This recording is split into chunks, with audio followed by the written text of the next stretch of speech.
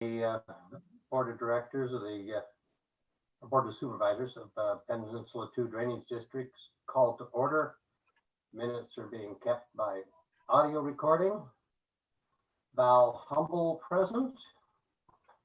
Mary Helen? Mary Helen Kincaid present. And Leslie? Leslie Check Sawyer. that phone, it might be Karen. Leslie's there? I said Leslie Sawyer present. Yes. And did I hear something about Karen? You're on Not- mute, Mary Helen. Lips are moving and no sound. I thought it might be Karen, but it wasn't. Oh, okay. I'm sending a text now, but it's kind of like I can't talk and chew gum at the same time. Well, first on the agenda, we have public testimony. I was planning to request that we permission to alter the published agenda to take up the possible appointment of a director to fill a vacant position 1 on the board. I was hoping that our candidates would be present today to voice their candidacy and support it. Is either one of them on yet? Either Eric Molander or Kathy Kellen, are you there? I don't see them. No, it doesn't look like they're here. I was expecting them, so I'm not sure. I know that Kathy had another meeting this morning because I was supposed to be there and I wasn't. So, Well, what's the sense of you, Leslie, and Mary Helen? Are we prepared to take this issue up today? I'm okay either way. I mean, with their resumes and their statements of interest. How about you, Leslie? I'm okay with it either way. It would be better to have them both, talk to us at least. Yes, it would be better. Be more encouraging to find them. Well, yeah, I believe that too. When's our next Pen 2 meeting? March or? Have a format meeting next week. Or And I'm not sure we want to take that up with a format. I'm inclined to just do it, but we have to amend the agenda. Well, I'm okay with, if it's okay with MCDD folks, if they do show up, we could either do it before or after whatever the executive session or, Yeah, I was concerned about, we didn't want to kick them off for the executive session. That's why I was thinking doing it first. Well, why don't we delay? Okay, here, Karen said she thought the meeting was at 11. Welcome, Karen. You there?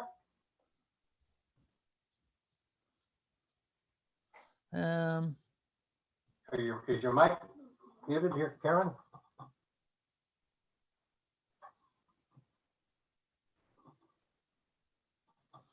Okay. And Val, according to Kelly can address this more specifically, but they would not be, either one of the candidates would not be involved in the executive session because it's a legal. Okay. So yeah, they have to take their oath of office before they are officially seated. And so they wouldn't technically be board members until they accomplish that step.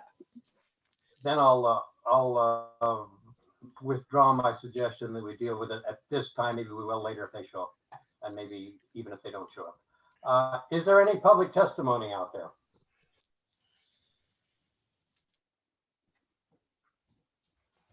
Hearing none, I guess we do.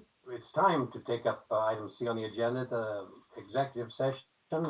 The Pen 2 board will now enter executive session pursuant to ORS 140.255 or S192.35598 and 192.660 2F for the purpose of discussing confidential legal advice and attorney-client communication not related to litigation.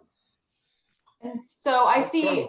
Walter Valenta is in the meeting. And so Mr. Valenta, I'm going to go ahead and put you back in the waiting room until they're out of executive session.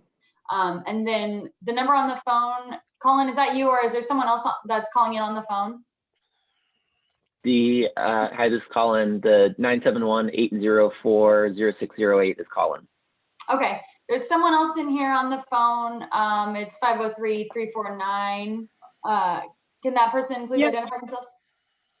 Hi there, this is Kathy Kellen. Oh, hi. Hi there. Kathy, I'm not sure how much of this, like I didn't notice when you came into the meeting, the board decided to defer the discussion about the open seat for now, and we'll be in touch when they will like decide to discuss it. But they're gonna go into executive session now. So I can throw you back into a waiting room or, and you can hang on, or we can just be in touch for the next meeting. Okay, I will look for a notice about the next meeting. Thank you for the update. I had missed it. No problem. Thank you. All right, Thank you, thanks. Have a Kat. good day. Now it looks like we're clear to go ahead. Thank you, Emily. And Hong then? Yes, I'm here. So I will try to share my screen here. Public session. And the next item on the agenda is the feasibility study projects overview. Evan is presenting on that, I believe. Yeah, so I will get us started and then hand it off to Mark Wilcox and Colin Rowan. And we also have our wonderful facilitator, Jamie Damon here with us from Kearns and West. She has been helping us kind of figure out what information to bring forward and help to kind of shape this process as we go through it. So Mark, would you mind putting the slides up?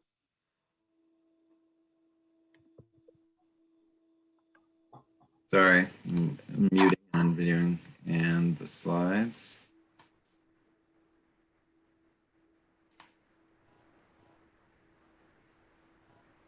Has Walt re-invited back in? Oh, Yes. Walter is back in.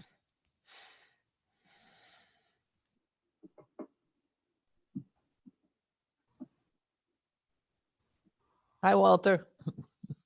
Okay, can everyone see that? yeah. Thank you. Great. So you can skip to the next slide, Mark. So we are, as you recall, we have been doing a series of presentations with you all over the last several months to talk about a number of things, including these requests that came from you all. Last month, we've talked about potential timelines, what's required for self-certification of funding. Mark did a presentation on potential sites with risk of environmental contaminants. We are doing a series of presentations on project cost estimates and cash flow needs. And then today we'll begin the conversation around options to secure the 35% match and potential allocation methodologies. So next slide, please. In addition to that, the Corps presented earlier I guess not this year, but earlier last year on a number of things related to the preferred plan. They talked about the tentatively selected plan and then came back and told us about community feedback, about the TSP plan refinement, including levee elevation changes, alignment, and pump station improvements. They also came and presented on the real estate process. Next slide, Mark. So today we want to make sure that as we go into making a decision about the resolution that Hong has crafted, the letter of intent that was sent out to you via email, that were all sort of really well grounded in the feasibility study and what the objectives were, what are the actual projects in the preferred plan, and what do they do, to talk about, and then talk about cost estimates and ways that we could potentially share in these costs. Next slide. So now I will turn it over to Mark, who is our expert on the feasibility study. Good morning, everyone. Try not to make this too painful. I think a lot of the things you're going to hear are going to sound familiar. We've talked about a lot of these things. So I'm going to try to keep it pretty high level and give you a few moments along the way to ask questions. These objectives that you have before you, you might have seen them probably about 2 years ago. These are the common objectives that the core team and our team developed during our charrette early in the process. And these terms should all look familiar. The overall goals of the study to reduce flood damages, increase resilience and reliability of the system, improve our operability, improving our flood responses in an actual emergency. So things like flood closures, reducing the need for those, taking advantage of recreation opportunities to the extent possible or practicable, and to minimize and avoid environmental impacts. So as you heard just previously, we talked about the fact that we were lucky enough not to have a 50-50 cost share for this feasibility study. And this feasibility study cost about $3 million. So there's a lot of effort that went, a lot of resources that went into this study that were free, aside from staff time for the Levy Ready MCDD team. As most of you are familiar that the goal of is to strengthen the system for a 50-year planning horizon. And so a lot of the assumptions are based on that. So we didn't look too far out, but we looked for a significant time period out to modernize, upgrade, address vulnerabilities. Another benefit that we received was that the Corps was able to complete a more comprehensive fragility analysis than LRC could have hoped to have done with the resources that we had available to us. So that was part of the package. Furthermore, in addition to that more extensive geotechnical analysis, it did a range of hydrologic and hydraulics modeling, as well as life loss modeling and economic benefits modeling that were far beyond the capabilities of what we had earmarked. Another very important local benefit is that the preferred plan does include 4 of the most complicated and extensive of the FEMA certification projects. So that includes the railroad embankment that affects multiple districts indirectly. Also, the project study, we benefited from a compromise solution in the end where we engaged in a public process that the Corps actually didn't plan to commit to at the beginning, but tried to work through Penn 2's residents' concerns, which were very valid and pretty extensive given the originally proposed plan. And finally, as I mentioned earlier, we addressed the uncertainty at the railroad embankment, which, as most of you are aware, is part of a cascading failure scenario that kind of ties the districts together. Okay, so some of the constraints we had in going through this study was, as most of you are familiar, that the study was only authorized for a flood safety authorization.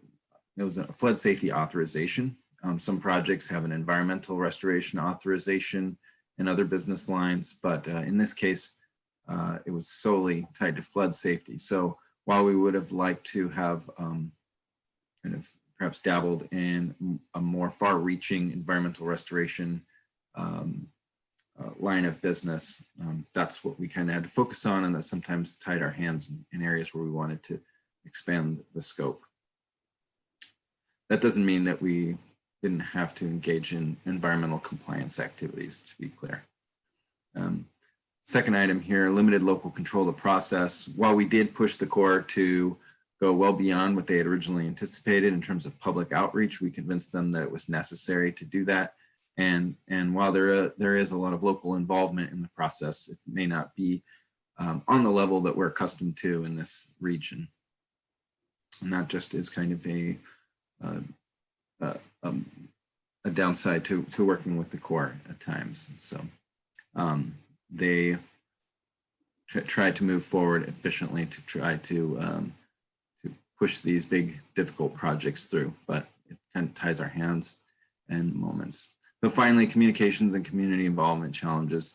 Again, in our local processes are really built with a lot of public outreach and a lot of public process. We did our best to inject more than the Corps had originally planned, and I think we were successful in that. But again, it was not what we are typically accustomed in this region. So what were the findings? So one of the biggest findings was it confirmed our notion that the nature of the storms that we're dealing with is changing. The levee system was designed to address primarily Columbia River spring freshets. And now this is changing. We're actually seeing more of the winter storms that we're experiencing right now. We have warmer conditions, we have saturated ground conditions. And so these warm winter storm events come in, these atmospheric rivers, as they call them now, come in and deluge the system. The drainage areas are closer to home. There's shorter runoff durations, and there's less ability to mitigate with flood control systems and dams, particularly in the Willamette Basin. So the nature of the storms is changing. And we also found out some things about our system fragility. So we go through the Corps RIP program and the FEMA programs, and they tell us those are certain indicators about where our vulnerabilities are, where we have room to improve. And with this comprehensive geotechnical, hydrologic, and life loss modeling, we were really able to dig further under the surface and find out where our more vulnerable areas were. So this graph here shows very clearly that Pen 1 has the highest danger of a breach prior to overtopping. So a failure of the levee as it is being loaded prior to the water passing over it. It also has a significant hazard of overtopping. Pen 2 is the most susceptible to overtopping. In Pen 1 and Pen 2, we got a really good picture from the Corps on the state of the level of protection in comparison with the other districts. That said, the other districts also had fragility issues or breach prior to overtopping issues, as you can see below. So there were levee stability and seepage issues that were identified, and then there were level of protection issues identified. And the differentiation between those issues kind of speaks to what Han was alluding to in previous session. Finally, we realized that in order to improve resilience and redundancy, that some pump station upgrades would be needed. I think we all knew that various pump stations had certain concerns and needed more maintenance, but the hydrologic modeling demonstrated exactly what pathways, how much time we had. They addressed not just external flooding, but they addressed internal flooding concerns to an extent. They didn't go far up into the watersheds, but they looked at the kind of flooding or backwaters that would be created that would render the pump stations inoperable. And they also discussed and looked at emergency backup power. So in the event that our utilities go out, our pump stations are tied to the electrical grid. What do we do to get them up and running and capable of tying into emergency generator resources? We also looked at some non-structural measures. You haven't heard a lot about these, but these are These are also very important, and they speak to some of the environmental justice issues, improving awareness of the hazards in the system. There you can see there's some things, increasing our educational material packages so we can go out and deliver public outreach, public risk education programs, working with the other agency and plan holders such as the Port of Portland, the City of Portland, Multnomah County, and the municipalities, revising and updating our flood hazard and evacuation plans so that everyone is better informed and that our plans are tuned to all this new available information that came out of the study. So there's a lot of detailed information that emergency managers can now use to better structure their plans. Finally, flood hazard signage and evacuation routes. Those are obviously critical in the event of emergency, sort of similar to tsunami evacuation route signs to get people to high ground quickly as possible. And safe zones for folks that can't, maybe they're emergency responders or last folks available after evacuation that need to get to high ground quickly. Okay, so just again, you're going to see those 3 themes throughout these projects. I'm going to go over Pen 2 in a little bit more detail and touch base on the others as well, other districts as well. So you're going to see those themes about looking at the vulnerability, fragility concerns. There's also going to be measures that provide a more uniform level of protection, and that includes in Pen 2, as most of you are aware, and increasing redundancy and resiliency. So if I'm just going to go to the map, and you'll note in the past we talked about the core using very thick pencil, and they talked about it often. Today I kind of wish I had a thicker pencil, and that's why I'm busting out the laser pointer today. So we'll start with the railroad embankment. This is one that is kind of a fatter line, so it's more easy to see. But as you're all aware, the preferred plan involves the building of the railroad embankment, or I should say replacing the railroad embankment as part of our system with a setback levee on the western edge of the Heron Lakes Golf Course. It then moves north, and there is a flood wall tied in, and there's a new flood wall at the toe of the railroad embankment. It proceeds north to the riverside of Columbia River, where we are doing actually minimal work. So the previous plan, the TSP, had a 40-foot elevation, as most of you recall. We calibrated that to a 38-foot elevation. So the existing Pen 1 flood wall remains in place. We'll put some scour protection along the landward side of that. As we move to the northeast towards our flood certification projects here, there's a couple of low spots in the northeast corner of Pen 1. Those will be addressed with a flood wall. We're ripping out the I-5 flood wall and replacing it with a higher flood wall at 38 feet, and it's going to be extended further west and slightly east to provide consistent level of protection. There'll be actual flood closures along the driveways that enter the industrial facilities here, and that will allow us to have a more reliable flood closure mechanism instead of the current plan in those areas, which is to provide sandbag or HESCO basket closures, temporary closures that are not as reliable. So that'll address one of our certification projects. And then if we move down to the Columbia Slough, there have always been seepage concerns in this area. We know there's a lot of groundwater movement in this area from between the slough and under Pen 1, and slight widening and geometry improvements in this section of the levee will reduce those. There'll be some impacts in this area, temporary impacts in this area to place a gravel toe as well, which will help the performance. So I spent a lot of time on Pen 1, and I realize I'm just going to do a quick time check. I think we're a little further behind than we had originally anticipated. So Mark, you can just focus on Pen 2 and then pass it off to Colin. We're going to have to skip over some stuff. Thanks. Okay, Pen 2. Obviously, this is the meat and potatoes for you all. The most significant feature in Pen 2 and the most extensive is the levee raise along the Columbia River side of Pen 2. Previously, there was a lot of discussion about flood walls. As you all know, as we moved the height down to 38 feet, that eliminated that need. So there is a levee raise through the area east of the I-5 bridge, through the Bridgeton community and East Columbia community, and then the road will be rebuilt on top of the raised levee.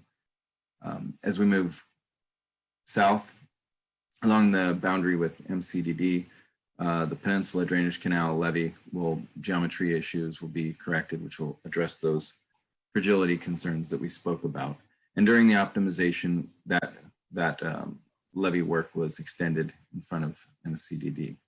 Good news is the seepage concerns that we thought we had to address in slough along Penn 2.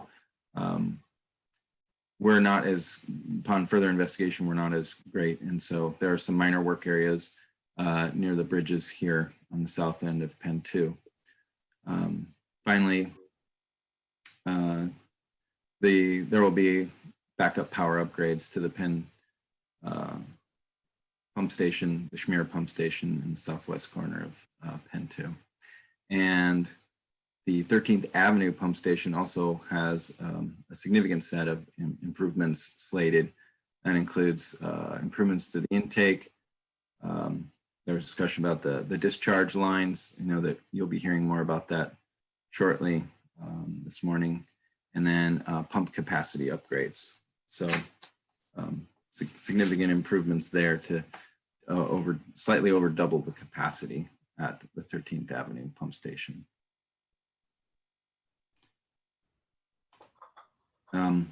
I can really briefly run through the MC. Mark, I'm so sorry. We are already over, so we're gonna need to have Colin jump to cost allocation and just spend a couple of minutes, and we'll try to, make sure that our format presentation comes back to these things so that we can give it enough time. Okay, I could just cover the cost table really briefly, or Colin, do you want to handle that?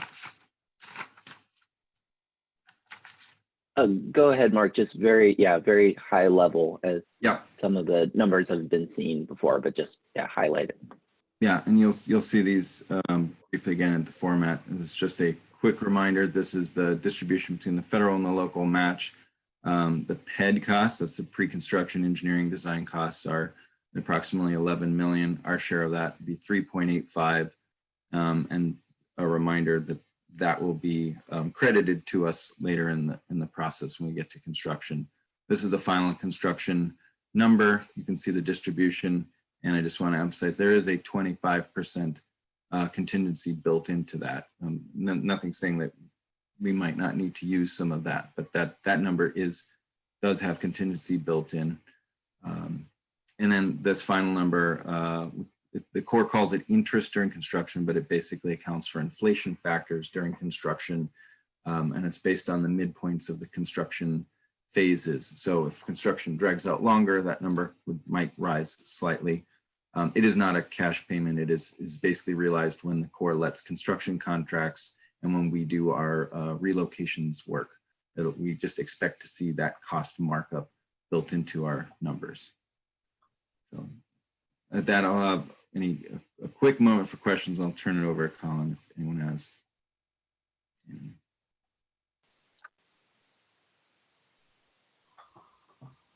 I have a question. Is this the entire levee ready Columbia, or the total project, or is it only Penn 2 that we're showing the local match? This is the entire project. So Thank you. Talk about apportionment, so it would be expected that to be smaller. Thank you. You're welcome. Any other questions? Okay, I'll turn it over to. All right. Thanks, Mark. So I was going to say that I was going to walk through the cost allocation, but I'm going to jog or trot through it very quickly with you. It's something that issues that we want the boards to understand and consider, but there aren't any decisions that need to be made at this time. So I'll move through it pretty quickly.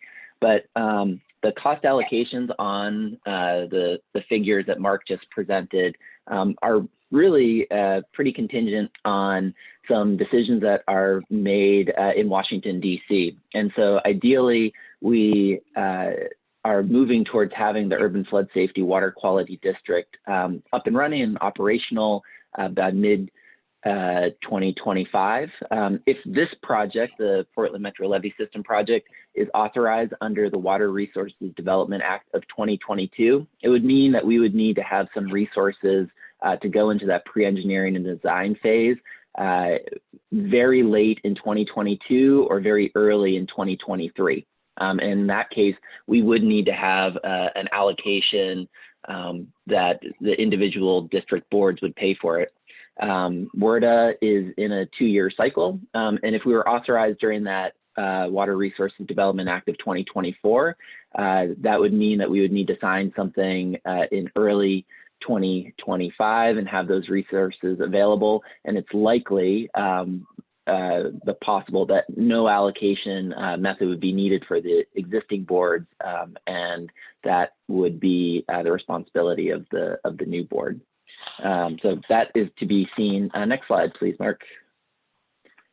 So we had a number of questions around cost allocation and how we would equitably distribute those. These are some of the questions we asked.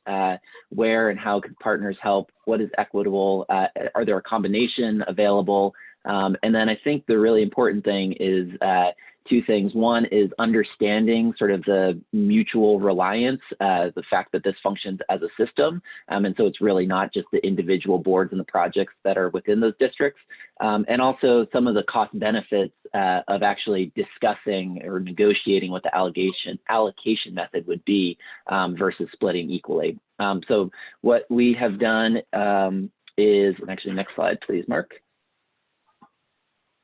We've come up with a handful of possible cost allocation methodologies. I'm going to talk through the methodologies very quickly, but we'll have time to discuss them in greater detail soon. So the first one is just the straight allocation of the project cost per district. And we know what the costs in the feasibility study are per district. The next two, the levee mile and acreage, are methodologies that you're probably familiar with because those are some of the costs that we use for mowing or some of the other kind of PEN 2 and MCDD IGA costs. So that's, you know, what your total levee miles are versus the project cost, or the total acreage versus project cost. The replacement value is a little bit more complicated, but we've presented on the DGAMI, the Oregon Department of Geology and Mineral Industries HAZUS analysis. That's a FEMA tool. HAZUS stands for Hazards of the United States, but it basically looks at what the replacement values are for buildings, the inventory of those buildings, and the contents of the inventories at a loss of 500-year flood.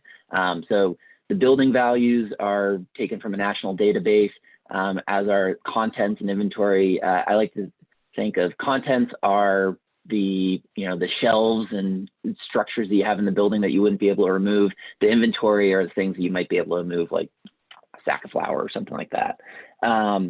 So the other two that we have here are the project cost and economic benefits. And economic benefits is drawn directly from the feasibility study using the economic analysis that they used to determine both the national economic development value and regional economic development values that are put into what you might be familiar with as we've presented on the benefit cost ratio. So these are what economic benefits to your district are realized by the projects. And then the project cost plus economic benefit is just an analysis, basically dividing those two things to get a bit more of a more real understanding of how the cost expended would actually benefit, sort of almost a utility methodology of costs incurred versus benefits realized. And then, of course, you can just equally distribute them across the districts. So next slide, please. Just want to draw your attention. I have two slides and I'm not going to spend much time on them, but I want to draw your attention to the PEN 2 row here and seeing that based on these different methodologies, you're looking really at a range between 11% and 35%. Most of them for Penn 2 really come in right around this 25%. So as far as those different allocation methodologies, a lot of them are pretty close for Penn 2. And I think we'll just need to be able to spend time presenting on this in more detail later. So I'll go to the next slide, please. So this is just more of the economic range. That $3.85 million is just talking about the pre-engineering design costs. This is what Mark had noted. This is it's 35% of roughly $11 million is what all four of the districts would be in for. For Penn 2, the range would be about 0.42 million to about 1.35 million. And we presented on it last month, and we'll present again at the format, but it's actually spread over 3 fiscal years, but it's really sort of a 2-year funding. And so the next slides, I'm going to discuss ways that we might be able to secure that match, that 35% match. So of course, there would be just straight budgeting for it and having it in your assessments. There is also seeking cash and in-kind contributions from partners. And that would be not just reaching out to say the Levy Ready Columbia partnership, but specific partners, City of Portland, City of Troutdale, other entities and agencies that would receive some direct benefit from these projects. We can also negotiate different kinds of in-kind service credits with the Corps. This is in particular for the subsequent phases in construction. This is a good opportunity. And then applying for public and private grants. There are a number of federal and state grant programs, as well as groups like the Pew Charitable Trust and others that provide private grants. So we would be pursuing those. And then seeking public and private loans. And I think the example that you as a Penn 2 board are most familiar with would be reaching out to Business Oregon, State of Oregon, Infrastructure Finance Authority, and possibly securing a loan, or through a private bank, a loan to pay for these things. So these are things that we will need to talk in greater detail about in the future. So thanks for taking that jog with me.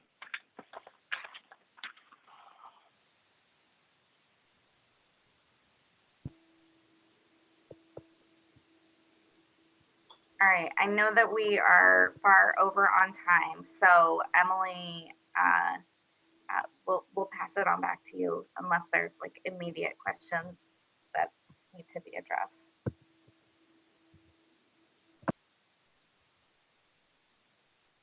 Any questions? If not, let's move on to the CIP update by Mr. Owen.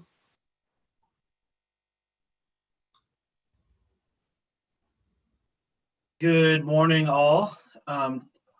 Given the time that's left, I wasn't going to take time to describe what's in your packet already. You have information regarding the ditch safety work.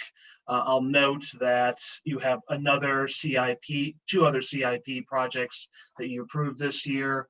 One deals with the Northeast 13th Avenue pump station discharge lines.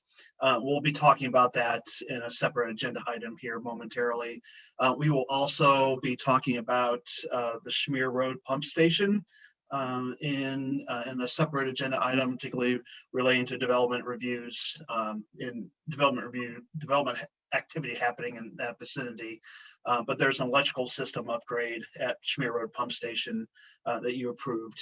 That project has not started primarily because we're waiting for information about how those developments will impact the Schmear Road Pump Station. So more on that here in a couple of minutes as well.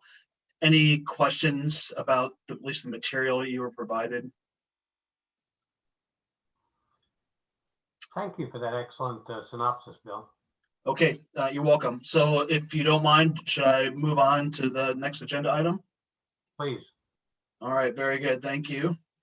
I am going to attempt to share my screen here. First off, the topic is regarding the work that your district and the other 3 districts are putting together a list and valuation of assets and liabilities. that will be transferred to the new urban district. And and so the material was sent out to you this morning.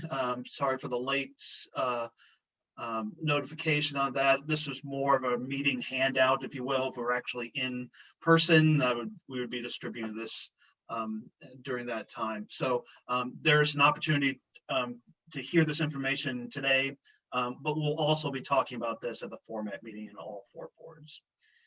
So let me share my screen.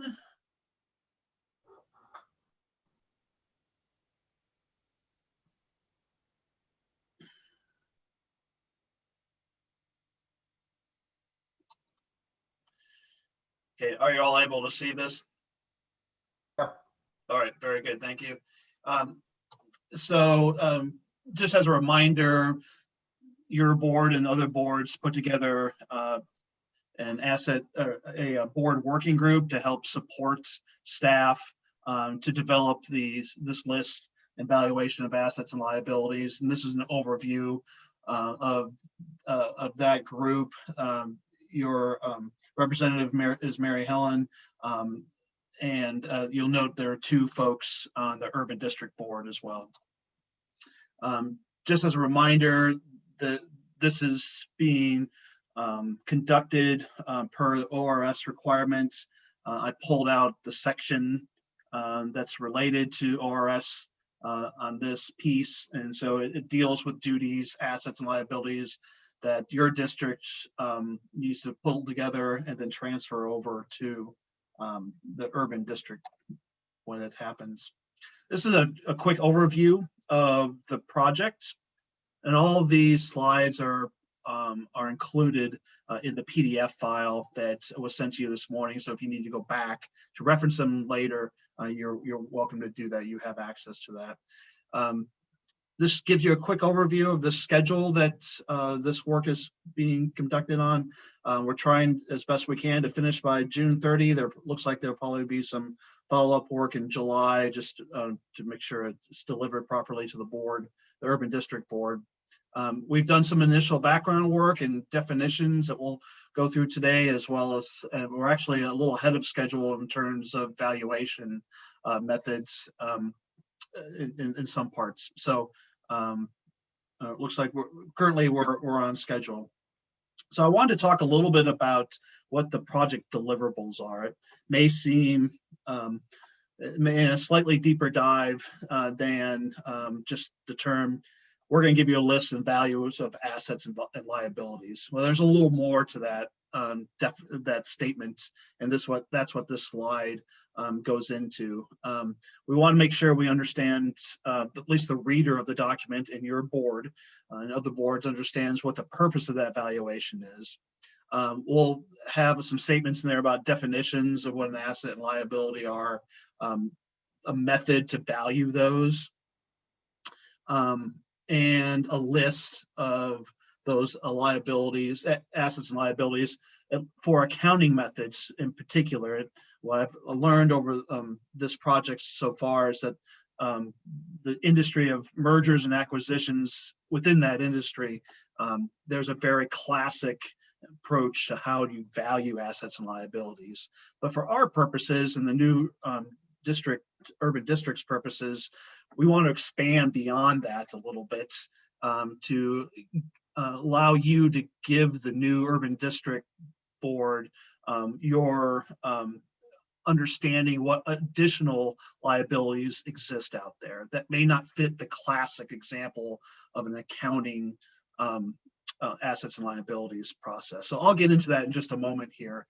The last item on this slide talks about what your duties are and what and why those duties need to be transferred over to the new urban district board. And that information, for the most part, is going to be conducted through a document review or literature search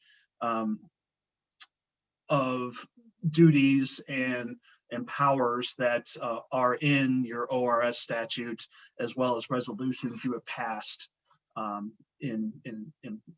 previously. So I'll mention here again that assets and liabilities are primarily an exercise, an accounting exercise, if you will. And to do that, we pulled a definition of an asset from that field, the accounting field. And in our case, by your own direction, not necessarily this particular board, but in the past, we value and capture a capital asset that's anything over $1,000 in value. So pencils, of course, you know, some computer hardware, some other things, that's not considered a capital asset. And as a result, it's not on your financial documents or accounting reports or audit reports, excuse me. And so the idea here is that the asset definition is to be linked very, very closely to your audit information and financial records. And so the new Urban District Board has little to comment upon to say, why did you do this or that, about what you considered as an asset or what you consider as a liability. It's all been based upon what the, for the most part, what the financial records and audited reports have been. So beyond the, so let me continue on. So as part of an asset definition, there's a series of considerations and details about what an asset is. There's a lot of words on this slide. I guess I'll let you read those given the time available we have left separately, but it provides a little more information about what the background of an asset is and some of the details are. You can see a lot of this in the audited reports. Not only do it captures, for instance, where assets are already in place, but also what assets are in progress or construction in progress. A good example of that would be your Northeast 13th Henry Pump Station discharge lines. That's considered an asset in progress. And more information here you can read in the PDF that I provided. On the liability side, it's pretty straightforward. It's a legal obligation to incur future costs measurable at a point in time. Again, the point in time concept is something that is noted on the previous slide, but it's something that we need to highlight to say this is our effort to list and value our assets and liabilities based on what we've collected at this point. It's a snapshot. And so that information will be moved forward. Elements of a liability include your debts. If you have any employee leave and retirement are not applicable in your case, it is applicable in MCDDs. What things are not included in a liability, at least again in this classic accounting version of a definition of a liability, are proposed capital investments. You just heard quite a bit of information about the feasibility study recommendations. Those will not be included as part of the list of liabilities in this part of the project report. I'll put a placeholder pin in that just for a moment because the next slide will comment on that. So things there, the feasibility study recommendations, what's in your CIP, and some other pieces will be listed and valued to the degree information is available for the new urban district, but it just won't be part of this accounting version of the assets and liabilities. So, and this is the next slide where that information will come in. So there are other types of information that is going to be useful for, we think, for the new urban district. And that is listing out what additional contributions others have provided to us, whether there are grants, whether there are from folks from local other partners, like the city of Portland has contributed quite a bit of money for Penn 1. So that type of information, we want to make sure that it's included in the final project reports. There are pieces such as intangible assets, like the easements that you hold, and honestly, the easements that you don't hold now, but will be required in order to complete some of the feasibility study work, for instance.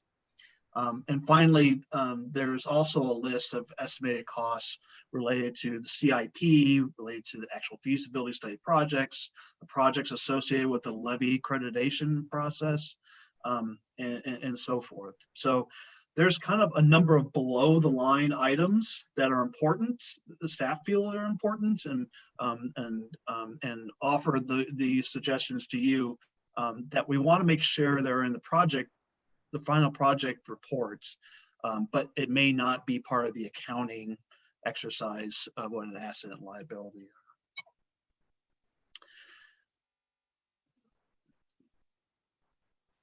This slide deals with a valuation method for the asset and liability accounting exercise. And we're proposing that we use this method called original cost less depreciation. And all this means is, as many of you have probably encountered yourself just from your personal taxes or just through your work, there's capital assets depreciate over time. You know, whether it's a refrigerator or whether it's your house, or not house, but in our case, pipes or a pump station, those depreciate over time. So this method focuses on what the original cost was and how the cost and how that value has reduced over time based on that depreciation. The beauty of this is that this information is already captured in our financial records. And so this is something that is audited each year, and we have this information readily available. And so this type of valuation method is preferable over some others that are listed here, like a market approach, which is something that's you see more commonly when you sell houses, and a couple other options down here that for a couple of reasons are either they're not quite as preferable because one, they're more complex and deal with more, and as such require more data and have a number of additional assumptions that we have to make, which just opens the door for us for others to ask questions about. So we feel this original cost less depreciation is a sound and appropriate method to use to value assets and liabilities for this particular project. So next steps, we're making this presentation at your meeting as well as the other 3 board meetings this week. Next week, we're going to compile feedback we get from those individual board meetings and get a general head nod which way we want to go with this information.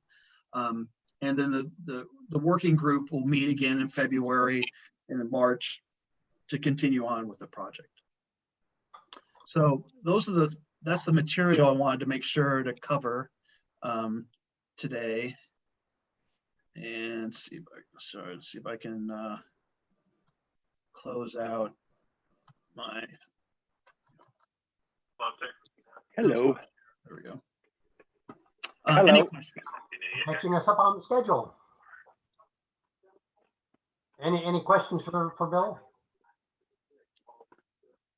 So there's a lot of information to soak in a little bit, and you have at least the information with you that you can look at separately and ask more questions next week if nothing comes to mind today. Bill, I just want to comment. I mean, I missed the last meeting because last week was a week to be reckoned with in my book, but you did an excellent job of explaining it.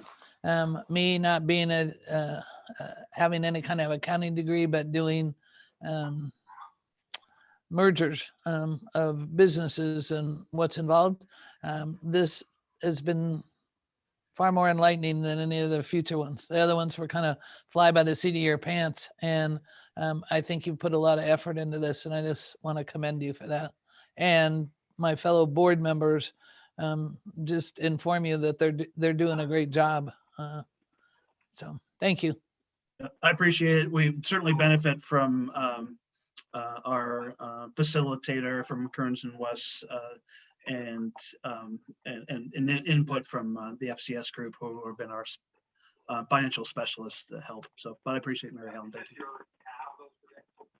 Okay, then I believe we're ready for the next item on the agenda, which is the 13th Avenue Pump Station Discharge Line Project.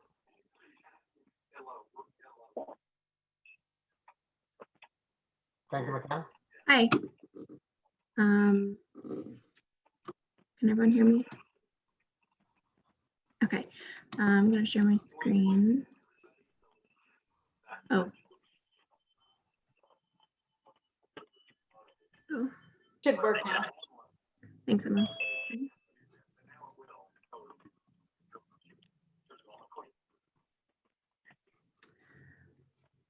Okay, so 13th Avenue Pump Station Discharge Lines Rehab Project. Just to give some background, refresher, these discharge lines are in need of repair. No longer structurally supported by the levee slope.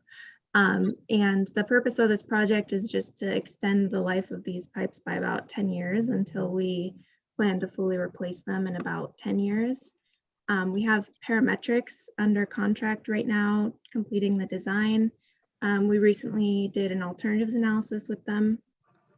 And then just to kind of show what's currently in the budget, this fiscal year we have approved $90,000. Next year about $400,000, which includes construction, and then 2026 to 2030 is when we have about $3 million for the full replacement. And we're working with task orders with Parametrics right now. We're in phase 1, which is completing up to the 30% design.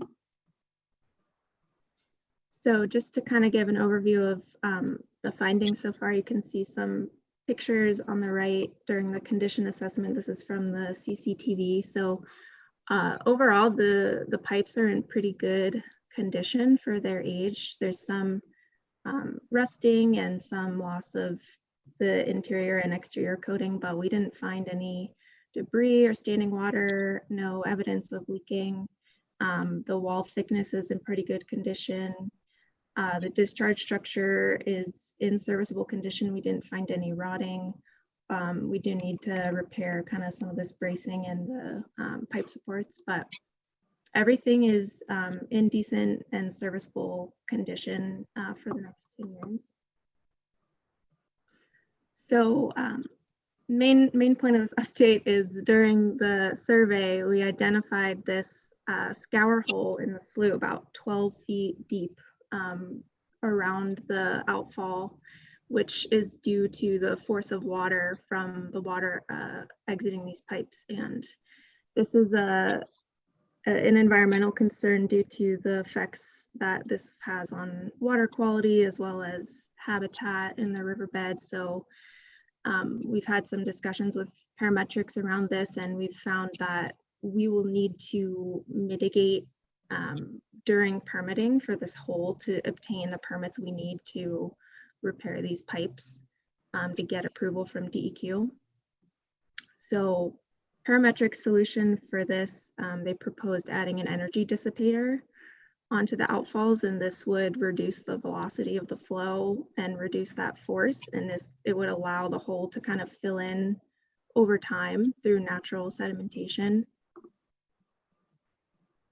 So these are the 3 alternatives that they gave us. With the original project scope, we were on track to kind of go with the recommendation 1, which would have fell within our projected CIP budget. However, with the discovery of this scour hole, our cheapest option is going with recommendation 1.5, which includes adding the energy dissipation fitting, along with we would have to replace the discharge structure with new steel piles to support the energy dissipation fitting.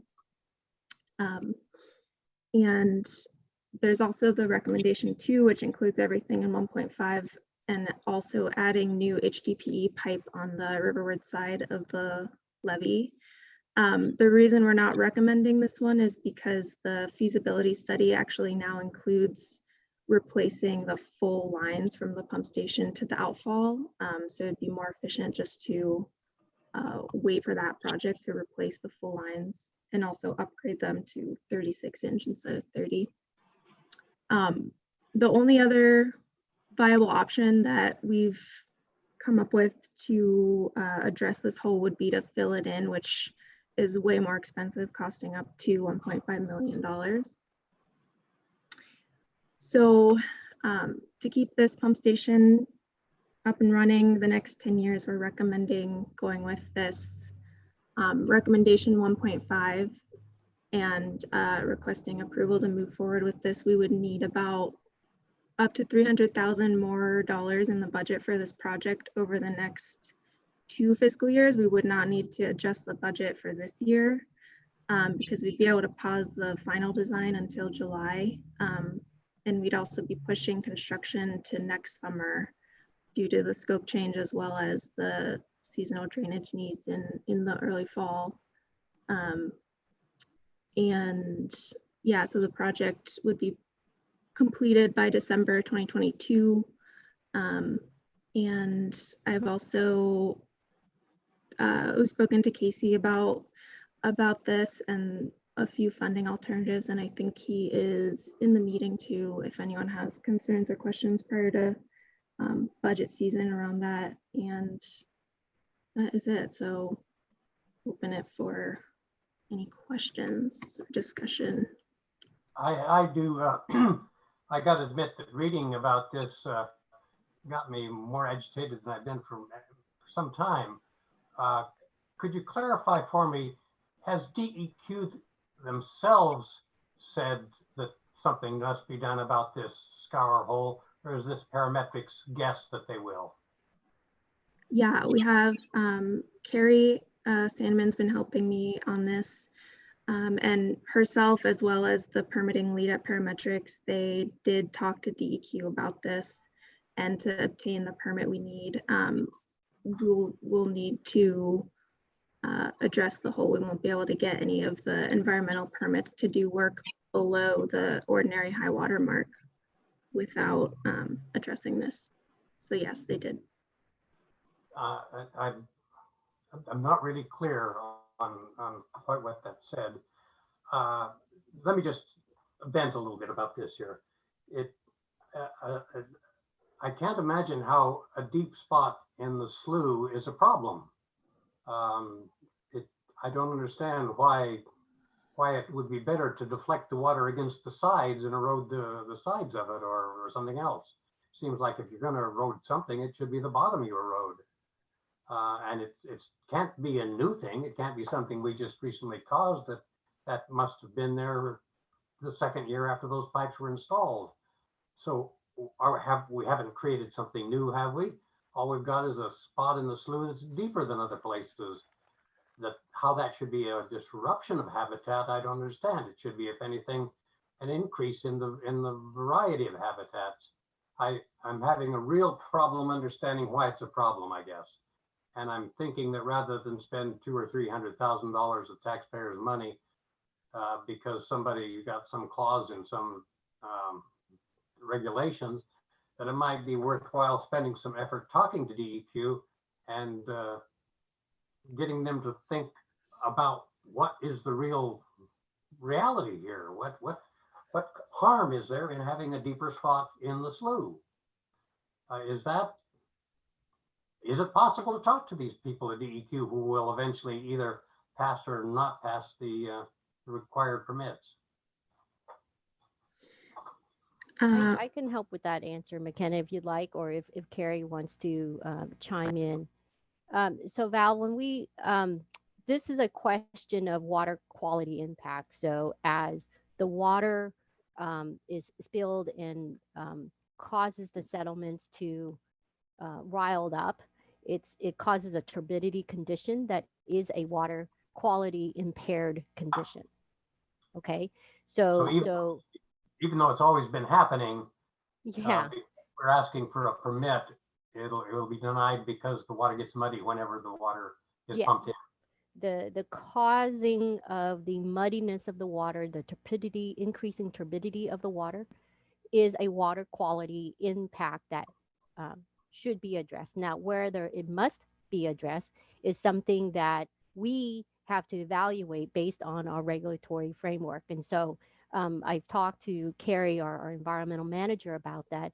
My sense is that we need to have a sense on what is required before we go to DEQ to ask him if it's required.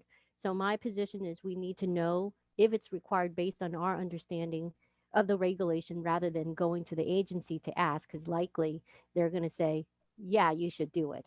So I want us to do a little bit of homework before and dictate what the proposal is before we go to DEQ and say, what must we do? At least that is my conversation with Carrie, and I'm happy to have Carrie chime in on how that is going to be implemented at a program or a project level. Can I, before Carrie chimes in, can I just sort of dovetail on Val's? There's, and I don't know who all you've talked to, and I'm not an expert at this, and I'm just kind of reflecting on Kathy Kellen and the Columbia Sioux Watershed Council, because I don't know if she was there or it was Jane, but when they did the Airport Futures Plan, and the Air National Guard, I think, is still going through issues with turbidity in the slough, and they negotiated all kinds of things. And so I'm thinking, and if you haven't spoken to, find out from a Port of Portland member of Format to see what they did. I know they're a formidable force, but I know that the Columbia Sioux Watershed Council was involved. It was one of the committees I didn't join during Airport Futures because they had like 15 of them, and there was a lot more people that knew environmental concerns. But I know it started out almost at this point of discussion. Oh, DEQ says we have to do this before we get a permit, and then it went through a really protracted negotiation stage. And as I remember it, it was the requirements were lessened. And I'm going to go back to my one experience with MCDD and wondering if BS is involved, because when you guys had to put in those OSHA stairs, and they're stairs for OSHA requirements to repair things, safety measures, it wasn't DEQ, but the people on the other side making the requirements just didn't know that there was other alternatives. So I'm trying to be politically correct here, but I think we need to inform the people that are asking us to do something. And I agree with Val, before we spend $300,000 to do something we might not have to do, or might do at a much less cost because of remediation. So I don't know who's talked to who, and you guys are far more experts, but my experience as a community member representative has been ask a whole lot of people because somebody else has gone through this before. I'm unclear on this diversion structure that's proposed. Would that be something attached to the end of the pipe, or would it be something in the slough to deflect it after the water comes out of the pipe? Yeah, it'd be sorry, I didn't put in a picture of it, but it is basically a structure on the end of the pipe with a bunch of much smaller holes. So the water gets dispersed more evenly instead of one huge, large velocity gush. It's spread out into smaller holes. So it's not directed onto the sides or the bottom. It's really just more spread out so that it's not causing that erosion. Spreads out a fan of water rather than a single shot, as it were. Right. Yeah. The diffuser. It diffuses the water. Yeah. For the pumps, that might be some additional cost, additional wear on the pumps for the additional resistance. The other issue is filling the hole. It's really hard for me to imagine why it should cost $1.5 million to fill up a hole in the bottom. Are we talking there with filling it with something like gravel or something else that would then not allow mud to be stirred up if the water hits it? Is that what we're talking about, or what? Correct. Yeah. And kind of some probably dirt and riprap on top, and I think the majority of the cost comes from having to dewater the slough to do that. Oh, so what you're saying is you can't just lay down some ground fabric and some gravel on top of it in the mud at the bottom. You got to drain the slough before you do it. Yeah, that portion. Weird. Yeah, with that one, I'd really like to see the value of, like cost analysis of doing that. And because Carrie's going to be able to speak to this, but there's a lot of different views on water turbidity and the type of dirt that gets stirred up. Is it good or is it bad? Does it provide or destroy habitat? I need to know a lot more about that part of it before I could make any kind of decision. Well, rather than try to solve this right now, who should I contact, or Mary Helen or both us, to pursue this further and see who we can talk to? What contacts should we make through email? Carrie, do you want to first just maybe give an update on? Yeah, you go ahead, Peggy.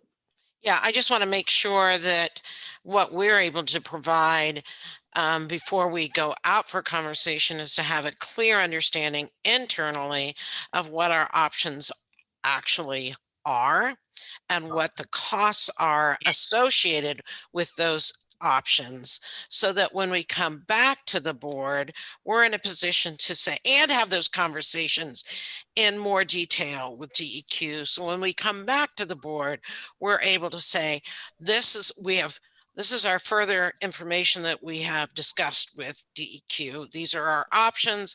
These are the costs associated with those options. And this might be a strategy of how to move forward so that we can avoid some of this. Sounds good, but I'm not clear what I should do. I don't think I think we need to do something before you need to do something, Val, unless you had something you felt you needed to do. I think we should do our work and then provide you the information we should provide the board the information needed for the next steps if we need somebody to make some calls. I can live with that. Okay.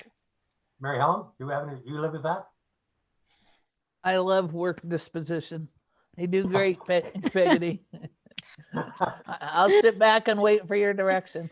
Yeah. Any other board member have a comment, question, anything about this? Okay, are we then done with that agenda item? Carrie, did you want to add anything just about what you've heard from DEQ already? And I mean, is there more research to be done, you think, on other options or cheaper options on this? I think we should just have a conversation internally first, and then we can ask questions as a group internally and bring it back to the board. That's good. Thank you. Okay, I believe I understand that to mean we are done with yes, agenda item G. Now we're going back to Mr. Owen and the development review for Portland Meadows. Well, thanks for having me back. So the next topic deals with one that actually you're a little familiar with already in a couple of different manners. You certainly have heard about and seen that the previous Portland Meadows site has is under redevelopment, and a significant amount of new impervious area is coming, is under construction, and will eventually generate water, additional storm water to our system, and which means the Schmear Road pump station, which is the downstream point below that area, is going to have to work harder. So that's the first piece why you've heard about this before. And really the second piece about this is why you've heard about this before is the concept we brought up previously with regards to the Children's Arboretum topic. And the reason why I mentioned that again is we have a similar concept for you to consider in this situation with the old Portland Meadows site. What you've seen in the materials ahead of this meeting is that because of the investments your board has made, it looks as if that the amount of water coming out, at least the peak amount, so the peak of the storm, is of such a value that we do not need to upgrade the capacity of that pump station. So that's good news. The pump station can handle this new development. And we are somewhat anticipating this through the drainage master plan. The Penn 2 drainage master plan did not recommend any additional capacity upgrades. It just recommended that we replace the pumping repair or replace in kind the pumping systems that are in that pump station. So that's the good news. The bad news is that and when you're talking about volumes of stormwater runoff, that's a lot, right? And it's a lot more coming out that pump station is going to face. MCD staff spends a fair amount of time at that pump station now, making sure the debris that gets caught by the grates in front of the pump station is cleared, so water can flow into the pump station and pumped out. Now there's just going to be a lot more. There's a lot more water coming in. We'll be out there more often. The pumps are going to be running harder. And because of that debris that occurs, pump stations cycle. And I talked about a little bit about the pumps cycle a little bit. And I talked about that in my meeting materials. And so one thing we considered doing is accelerating the upgrade to the pump station that includes this concept of variable speed drives. So what is that? So we're currently, the pumps are either on or they're off. Right? So you're at full throttle or you're completely off. A variable speed drive allows you to pump somewhere in between. And in order to put in that type of equipment, there's a little bit of a domino effect on the types of other equipment in there in order for those variable speed drives to work. So as I mentioned earlier, we have $150,000, excuse me, that you've already allocated to upgrade the electrical system there. We've also allocated money to replace the second motor at that pump station. We've already done that. We've already replaced the first motor last year. But what we could do is accelerate the need to install the variable speed drives. Well, that comes at a cost. So now the question is, if we want to go that direction, how do you as the board want to pay for that? We can pay for it through assessments. And Casey would have to chime in on what the impact of that might be if you're asked to add another $250,000 to the project. It's probably closer to $200,000 to the project. Or similar to the Children's Arboretum concept, is you consider whether or not large developments like this help contribute to our initial schedule of capital improvements. It said that we would be accelerating the improvement at Schmier Road Pump Station by adding these VFDs to the tune of probably just over $200,000. So there are a couple of options for us to consider how we could do how developers could pay for that. And we could make that request to the developers pay for that a reasonable amount towards those that type of upgrade. And whether or not we do that for one developer, that happens to be the biggest one and actually increases the impervious area the most that we're anticipating, or do we spread that out to all potential development activity on properties that drain to that pump station? So the proposal here is the former, that you direct staff to negotiate a fee with the developer to pay for, to have them contribute additional money towards this capital improvement. So the handout or in your meeting materials, there's that one-page overview of this. But in addition, you had a map of what the Portland Meadows redevelopment site is. So I'm going to stop there. I probably repeated myself a little bit from what was written, but open up for some questions and comment. Well, I like the idea of some assessment. What do the other directors have to say? You probably guess I have a lot to say. Not a lot, but I'll try to be brief. I see no correlation. I mean, I on paper with the Children's Arboretum. This is 148,000 square feet of impervious surface being added to the neighborhood. I don't know the impacts, the figures, all of that. The Columbia Children's Arboretum is a parks that serves, and it's 11 acres. And I don't know the translation to square feet. Much smaller, whole different concept in the service it provides. And that's why I advocated for those fees to be waived. I have experience in the neighborhood working with when they put Walmart in. And the impervious surface, I believe then was about 110,000, I don't remember, square feet. BES was highly involved. TriMet wouldn't put their bus shelter in one place because they were going to be, BES wouldn't let them because of impervious surface. They had to put in those drainage wells that BS. So I don't know where BS has landed and BDS on their permitting process, but Pro Lodges is, I might be flippant when I say this, but $200,000 is pocket change to them for what Amazon is going to get out of this.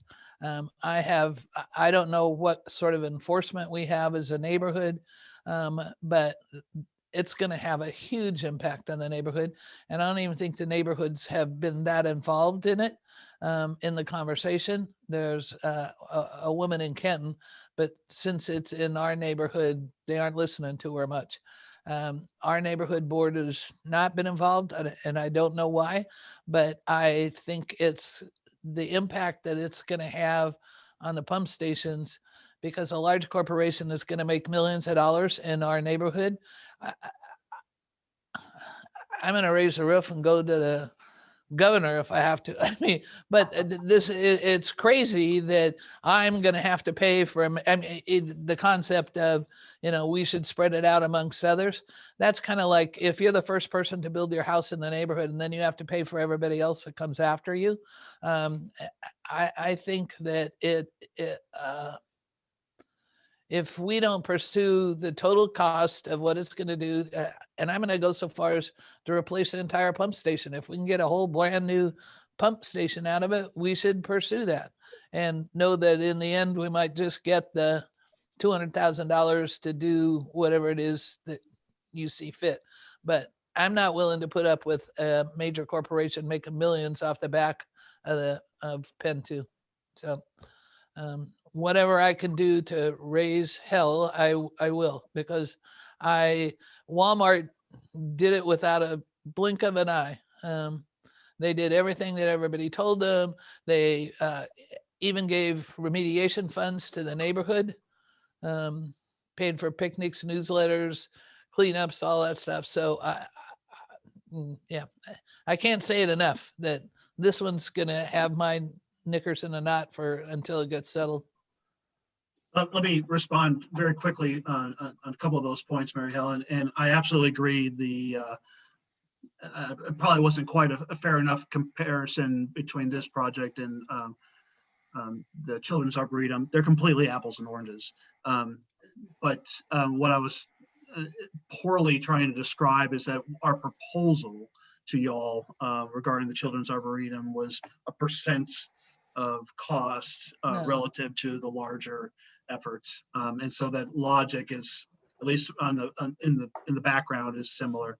So I apologize for the broad brush comparison, because Can I, really, I there is no forgot one thing, when those comparisons, what happened with Old Dominion? I wasn't, when they put Old Dominion in, it's about half the size, but I mean, there's street redesignations, all kinds of stuff with the Portland Meadows, but I'm thinking it's more similar to Old Dominion on a. Yeah, I think that's a fair comparison. Honestly, that happened before my time, and I'll have to circle back with Josh and Janet and find out what happened, how Pen 2 responded when the development occurred. I will tell, this is my second point, I will tell you that Walmart contributed in the order of $10,000 to $20,000 directly to Pen 2 to conduct some investigation or inspection of the pipe that you own under Hayden Meadows, to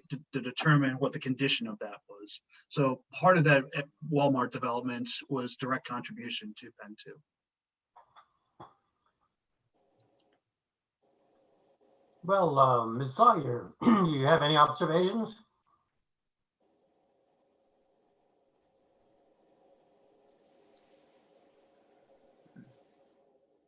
I have one other question.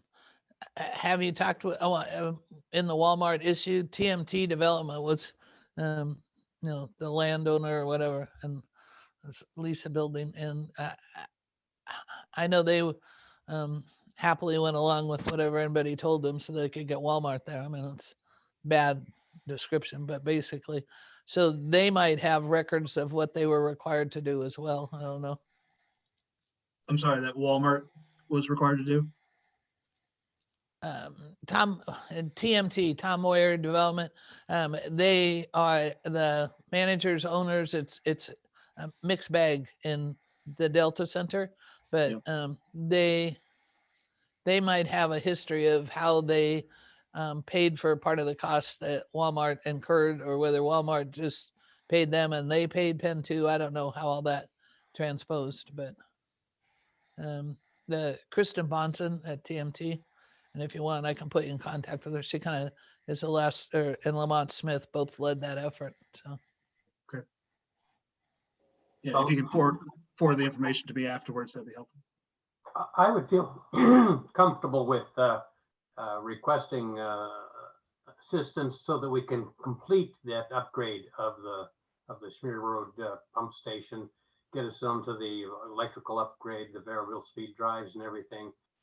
And the only question is just how, I guess I'm not as enthusiastic as Mary Helen about squeezing everything that we can get out of them, but I think we should ask for some serious assistance on that myself. How about Director Myers? What's your opinion on that? Well, I agree with Mary Helen. That is a big project going in there. And it seems to me that they started out with a small parking area and now they want a huge amount of parking, which is a lot more impervious area. I think they need to come through with cash. 21 parking places to 1,148. I think it's the number. Yeah, that's a fair amount more. Plus or minus 1,000 or so. So we got two directors for aggressive negotiations. Ms. Sawyer, do you have anything you'd like to say? I would agree with the aggressive stance. I think it's the way we should go. Okay. Do you need more instructions on that, Bill? I know that you're in a precarious position because of your, what am I say, governmental responsibilities. So if you need help with this, because it's not, Prologis is an arm of Amazon. It's who builds all their structures, warehouses, etc. Amazon's going to make projected, they say, increase their capacity to ship packages, hugely. They're going to make a big bunch of money. They're not going to tell you how much, but when they go into other communities, they don't want community outcry, and I'm willing to stand out or stand up now, or at least get our neighborhood involved, because they moved into our neighborhood. They have very highly trained permit handlers in large cities, and they've been working with the city, and I don't know that my bandwidth is not big enough. But now that I hear this, I don't want, we need benefit beyond just cost of replacement, and that's how I feel. Is that explicit enough for you, Bill? It is clearly explicit. I'll have to connect with other staff internally how to move forward. I will tell you that they already know that they don't need a new, there's no additional capacity required at the pump station. So I'll have to talk to others internally to figure out how best to approach them, to say there's an interest in a brand new pump station with the same capacity. Is there a way to present, this is, I'm going to say unprecedented, but largely a project that's going to increase, and we don't know the overall effect. So in 5 years, is this variable speed, whatever, going to wear the pump down? Or, we're operating, operating with a pump, and we think that, and I don't know how to correctly say this, but we think that it's like, if you're going to overuse the system, and we don't know what the outcome is. And then in 5 years, are we going to be on the hook to replace the whole thing because whatever we chose now broke it? I mean, I don't know a comparison, except if you drive your car at 10 miles an hour for 5 years, and then all of a sudden you're driving it at 60, there's a lot more impact there. And I don't, if we can do a progression, like, yeah, we can do this now, but we don't know how much water, we don't know what the water events are. We don't know, PWA put streets in, and then they say, oh, there's a low spot and there's a puddle, and then they're liable for that. I mean, I would like to be able to look beyond the immediate, you put these in, who knows? I mean, they went from the 20 spaces to 1,100 spaces. Who knows that they aren't going to add more, or maybe it'll have no impact. But I'm going to go back to, I want to be able to protect people about future costs because we let this happen. Yeah, that's the right instinct to have. And the good news for you is your board invested in the drainage master plan to answer that question. And the outcome, even with the full build out of what this area is going to have happen, at least that was at least what's projected to build out in 2035, suggests that the existing pump station capacity is going to be sufficient. So I think that the other thing is when we go in to ask them about and say that we expect to be compensated. One thing I want to answer for you, Mary Helen, actually, if we can get the funding for the frequency drive. I should know this, but I don't. It actually lengthens the life of the pump.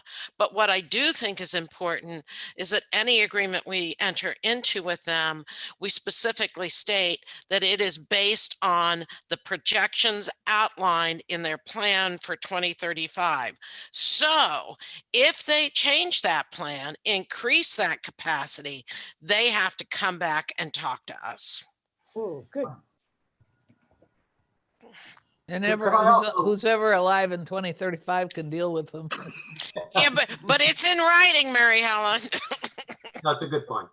I'd like to, while I'm thinking about it, this business of the variable speed drives, might also be an argument about the 13th Street and whether there's going to be a need for a deflector system. If we implement the variable speed drive, the water won't hit as hard as fast. It'll smooth out the flow into the slough and reduce that creation of turbidity. So that might be an argument lessening the need for a diverter structure on that 13th Street pump station. Just an idea to include in the hopper, if you would, please. Noted. All right. I think we've got a clear sense that the directors want to get as much of that pump station upgrade paid for as we can. And I guess we're going to leave it to your ingenuity to formulate that as the compelling argument. Thank you for the direction. I just want to change one word. He said, as much as we can, I want it all paid for. Because unless they can show great benefit to the neighborhood, which I don't think they can, but I would just like to make it very clear that any actions they take do not adversely affect the neighborhood. And if they do, they need to pay for remediation of those. I think that's well understood. Okay, are we then done with the development review item of the agenda? That's all I have. Item I, the 13th Avenue culvert replacement cost sharing. That's also you, Bill. It is. We provided some materials for you ahead of this meeting. This topic deals with our long-standing conversation about the flooding problems that have existed between South Shore Road and Paloma Roads just west of 13th Avenue. We've, as you well know, Penn 2 has put in close to $100,000 over a period of several years to help address at least the flooding problem in a temporary basis. Well, BES has come up with a capital project to hopefully have a more permanent solution to it. And they're moving forward with it. I've been approached by one of their project team to see if the Penn 2 board is interested in paying for a single culvert that's at the downstream end. So BES is planning to replace the stormwater pipe that goes down Northeast 13th Avenue, increase it. And when it does so, the end of that pipe discharges into a roadside ditch, this typical ditch as you can imagine in 13th Avenue. But immediately downstream, I mean, within 30, 40 feet or so, is this single residential culvert that's pretty small. And so when you have a big pipe discharging into a really small pipe, then water tends to back up because there's a constriction. And BES has asked whether or not the Penn 2 board is interested in replacing that single residential culvert. So based on the information that you saw in your meeting materials, staff is recommending that the Penn 2 board does not offer to pay for that culvert. And in large part, it's in the public right of way, and it benefits one property owner in this case. And there is a resolution that your board passed in 2011 outlining how it would assess payment and replacements of culverts and repairs of culverts and so forth. And so that resolution was included in there. I see that Hong is still online, and I wanted to see if she could offer any additional comments that on this topic. And I put her in a bad position because she's, I didn't tell her ahead of time.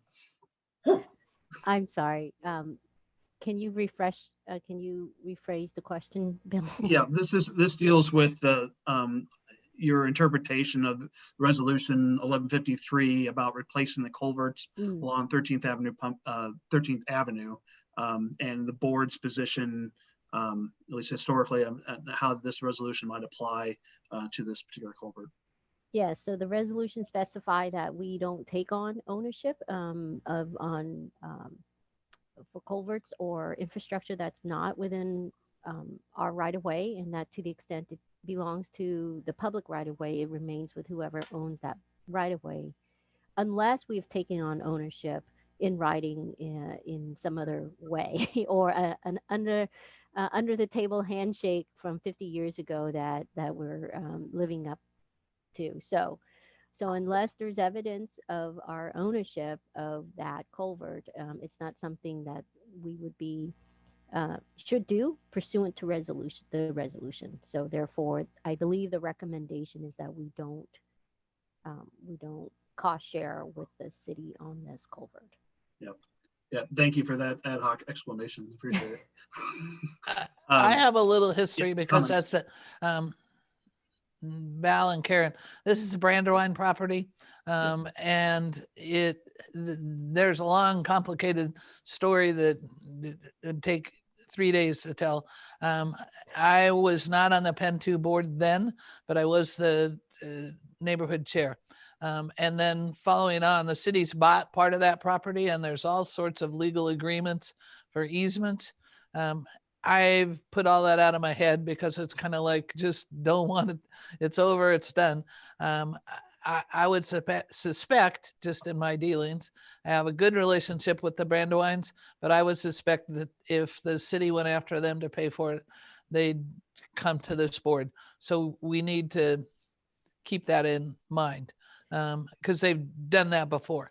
And Dick Schaefer might have some insights into it, but he's probably like me. It's like, it was 4 or 5 years ago, but the city does own the certain parts of that land, and it's kind of a jagged line. So I would pursue what those agreements were in the real estate transaction that they transferred it to the city for what went on, because I know there was a lot of wheeling and dealing, and you might need to get that information, but we need to Hong will probably kind of answered the question, but I just to make sure, because Brandywine is pretty legally informed, and is quick to litigation. So I want to just make sure if we say we aren't going to pay for it, that's, pardon my French, not going to come back and bite us. I won't say where, but yeah. Yeah, so I will, maybe Bill and I will work on trying to determine if there is any written obligation that we took on based on the real estate. Yeah, and it might be, yeah, I think the city deferred it to them, but they, I don't know. So in terms of taking on, to the extent that there's an absence of that written promise that we've made, the resolution that Bill mentioned, 1153, allows for you to have discretion in taking on the drainage as the cost share here as a public drainage, should you choose to. If you don't, well within your discretion to say no. So I'm happy to have that conversation with that Brandywine if necessary. Well, I found that your documented arguments compelling.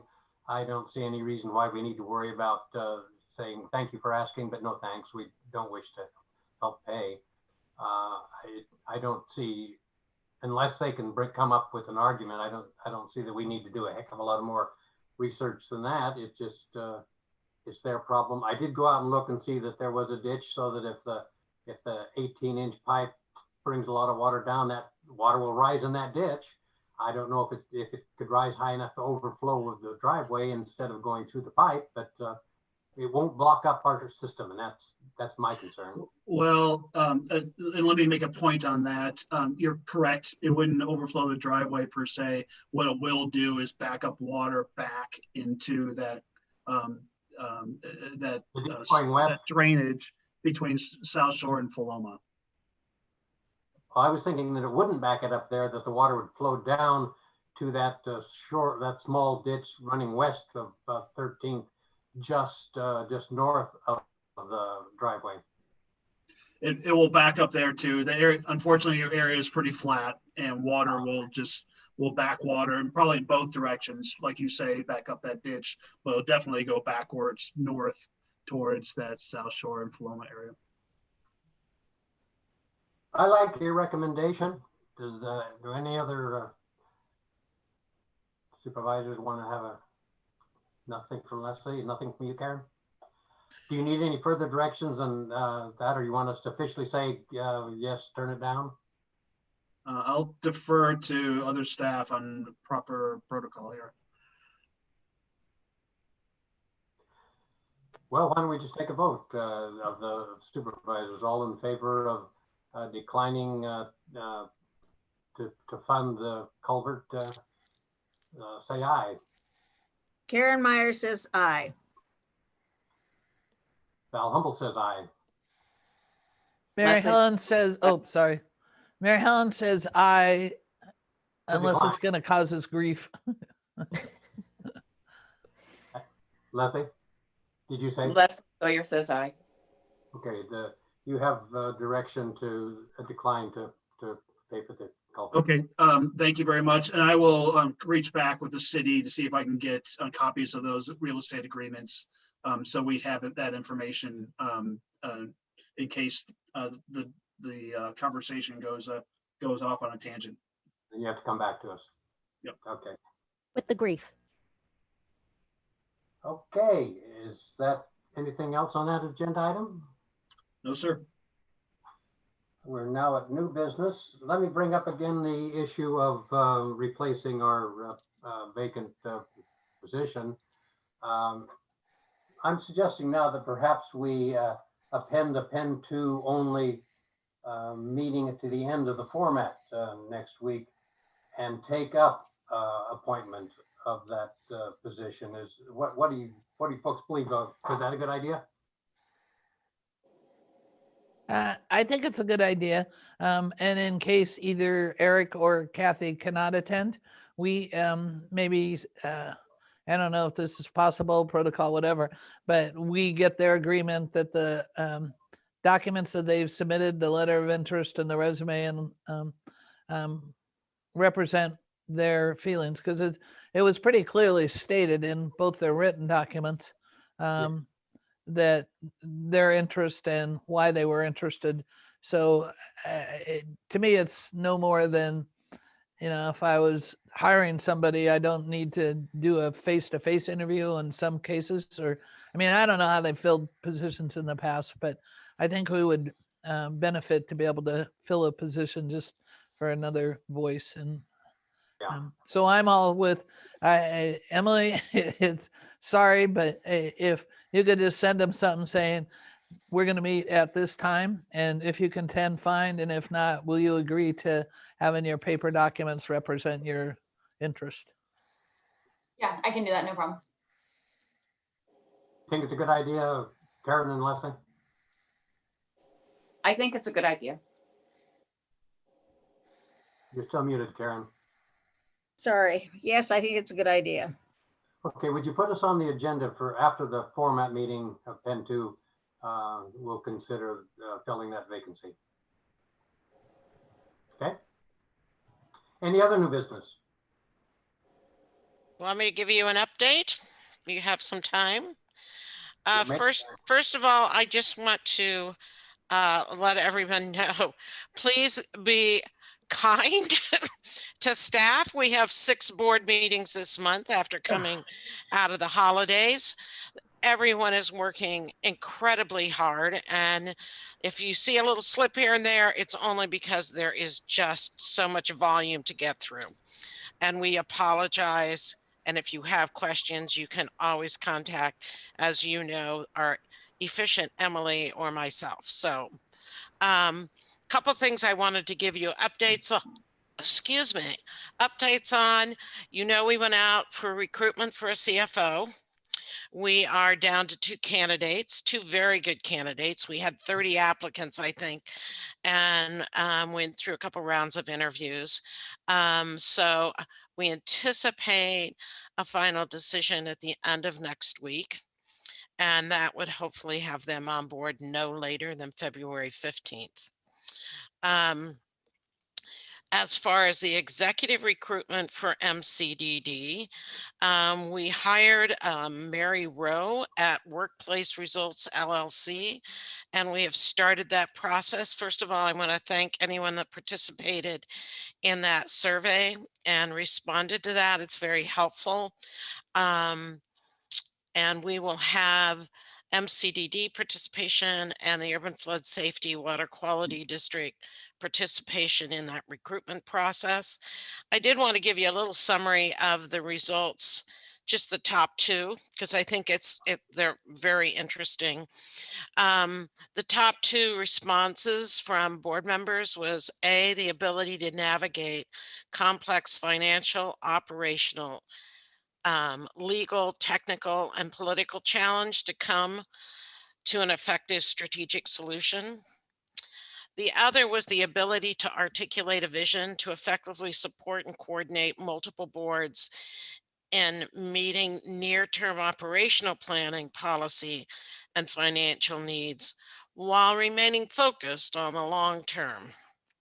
So those were the top 2. Ironically, when we had, just for everybody's information, both our staff agreed with the board on the ability to navigate. The other thing that staff is focused on is the ability to lead, motivate, and inspire staff through organizational change, which is important. Other 2 things, we were a little concerned on our, well, number 1, that we did get our bill, our infrastructure funding bill, came out with 1,804 other bills, but we did get a bill in place for the state legislature. The other thing that's really important for all of us is there was concern whether Tina Kotek would remain speaker.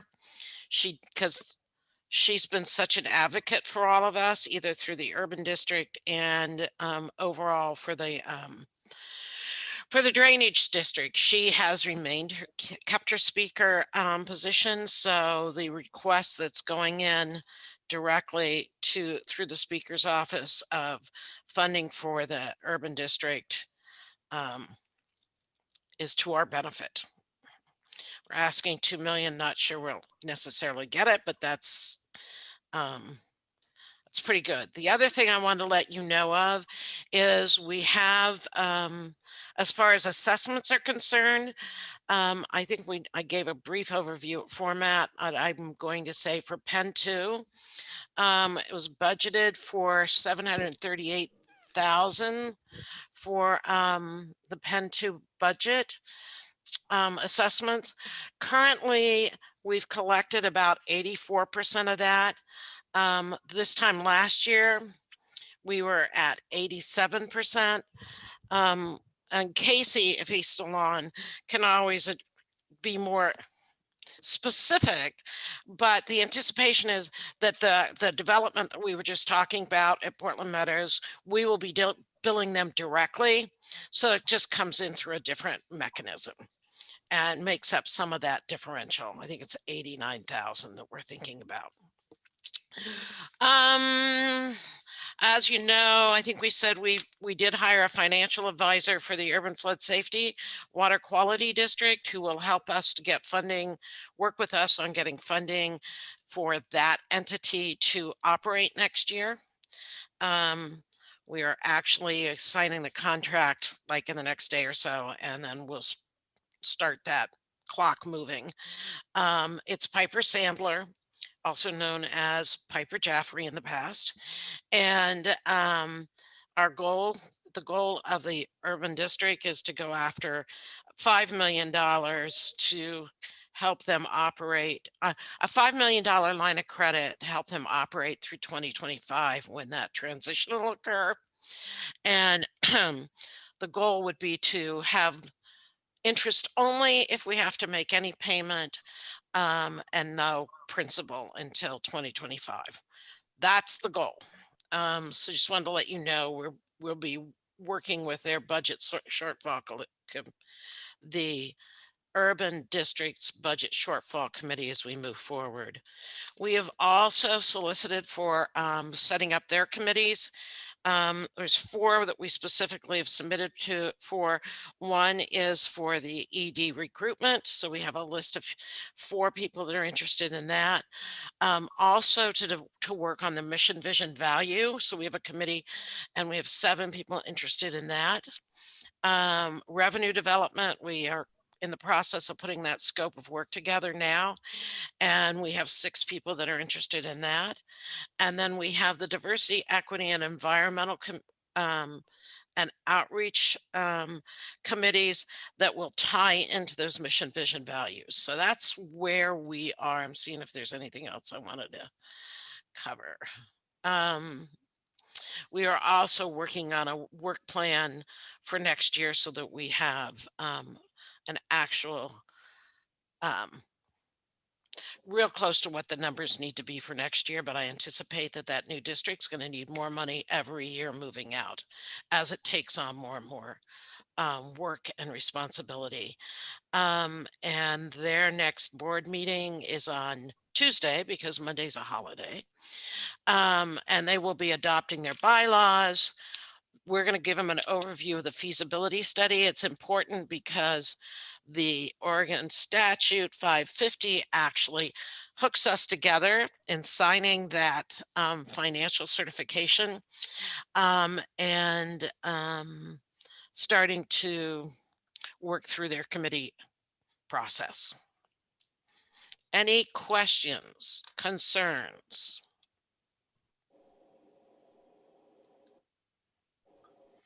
I think everybody is silent.